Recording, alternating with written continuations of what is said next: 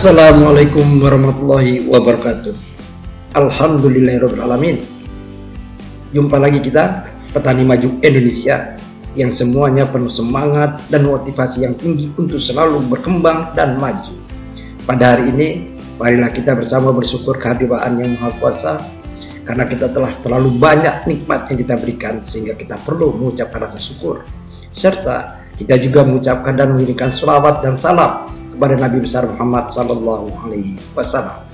Pada hari ini kita akan membahas beberapa hal penting, terutama untuk meningkatkan kualitas dari produk kita, yaitu teknis budidaya tanaman jagung dalam rangka kita mengendalikan penyakit busuk pitium, sehingga tanaman kita bisa terbebaskan dan mampu tumbuh dan kembang dengan baik, serta memberikan produksi yang maksimal.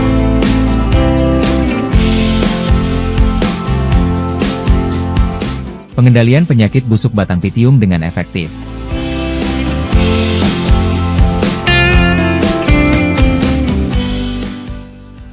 Dalam rangka meningkatkan produktivitas tanaman jagung persatuan luas lahan, teknis budidaya berkembang dengan pesatnya. Tanaman jagung, Zea mays, merupakan salah satu tanaman pangan dunia yang terpenting.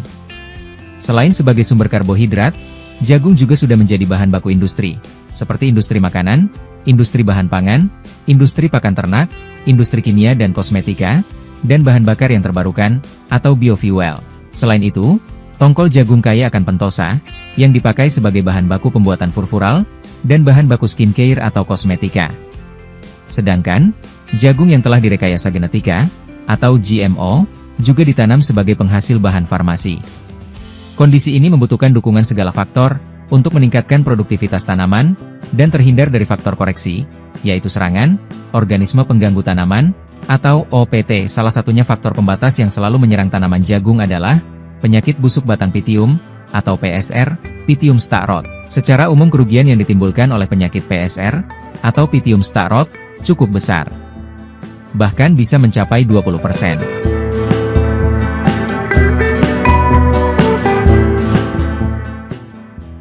Penyakit busuk batang pitium, atau PSR, Pythium star rot.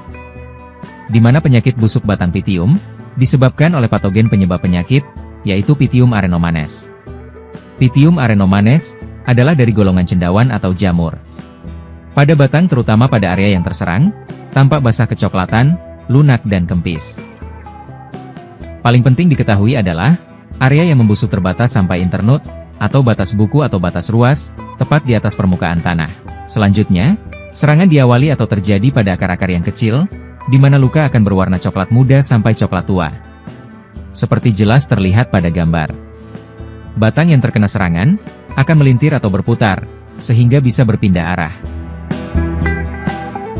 Area berwarna coklat, lunak, dan busuk pada buah. Pertumbuhan berwarna putih seperti kapas pada buah. Kematian bibit yang baru berkecambah. Gejalanya bermula dari bercak berwarna coklat yang berkembang menjadi area lunak dan busuk pada buah yang bersentuhan langsung dengan tanah. Selanjutnya, tanaman yang rusak akan tetap hijau sampai beberapa minggu karena dalam kondisi ini jaringan pembuluh masih tetap utuh. Setelah itu membusuk. Penyakit PTS biasanya terlihat dan menyerang sebelum dan sesudah tanaman jagung mengeluarkan malai, atau antara pertumbuhan vegetatif menuju pertumbuhan reproduktif.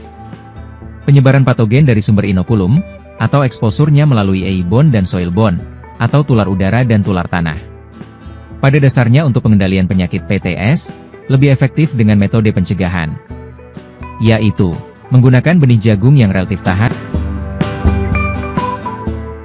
drainase lahan dengan baik, di mana tidak ada genangan air atau tanah yang becek, pengolahan tanah maksimal, atau maksimum tillage, sanitasi area, yaitu membersihkan lahan dari sisa tanaman, gulma dan tanah keras, pemupukan berimbang, adanya keseimbangan unsur hara, yaitu antara status hara dalam tanah dengan kebutuhan tanaman.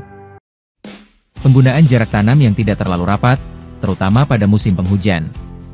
Penggunaan pestisida, baik insektisida dan fungisida, dengan bijaksana, sesuai rekomendasi pemakaian pada label. Demikian dari kami, semoga bermanfaat. Terima kasih atas perhatian dan supportnya, dan mohon maaf atas salah dan segala kesalahan.